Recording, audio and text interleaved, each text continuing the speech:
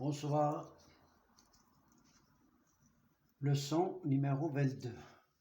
Elle porte sur la conjugaison, l'imparfait de l'indicatif. Voici quelques phrases de présentation. Un dragon semait la terreur dans le pays. Chaque jour, il descendait dans la ville le nom de ville, et il causait de grands ravages.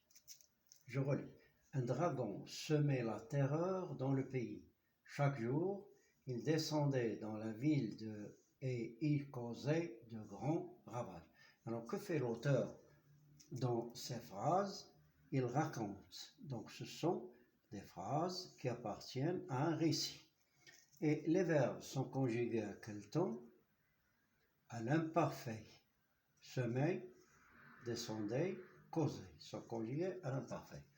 Voilà, j'ai tracé ce qu'on appelle l'axe des temps. C'est une sorte de flèche.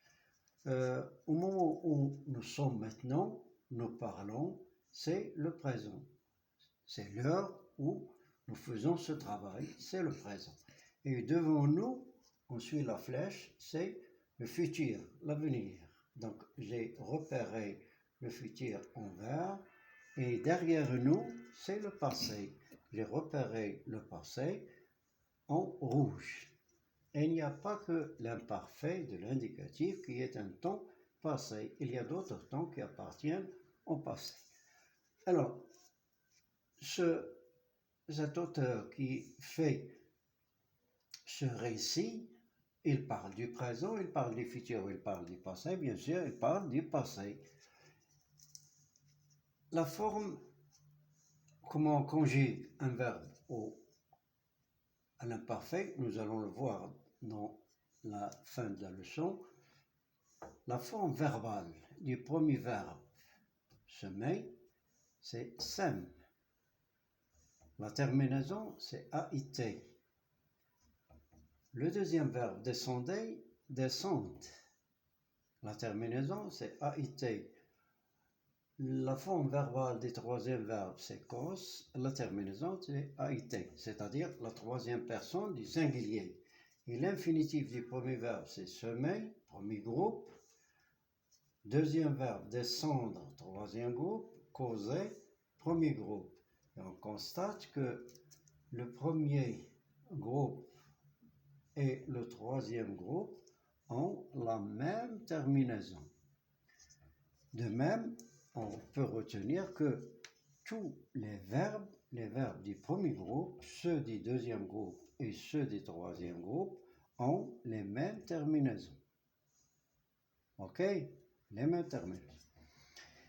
Alors, comment conjugue-t-on un verbe à l'imparfait? Voici un verbe irrégulier du troisième groupe. L'infinitif, c'est pouvoir. Le présent de l'indicatif, nous pouvons. C'est la première personne du pluriel. L'imparfait, c'est nous pouvions. Alors, le radical du verbe, c'est pouve. La première personne du pluriel du présent de l'indicatif, c'est pouve.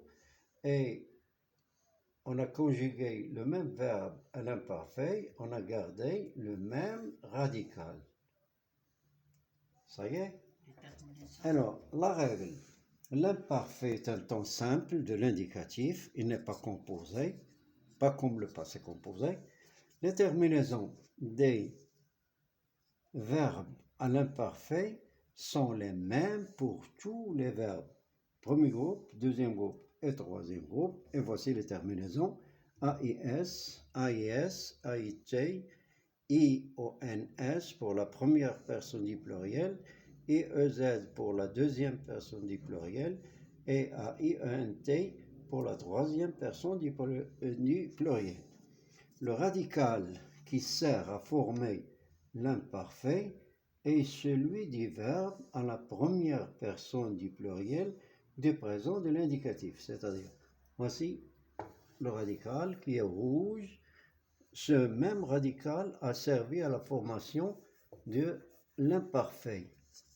C'est ça, à la première personne du pluriel du présent de l'indicatif, sauf pour le verbe être. Être ne suit pas cette règle.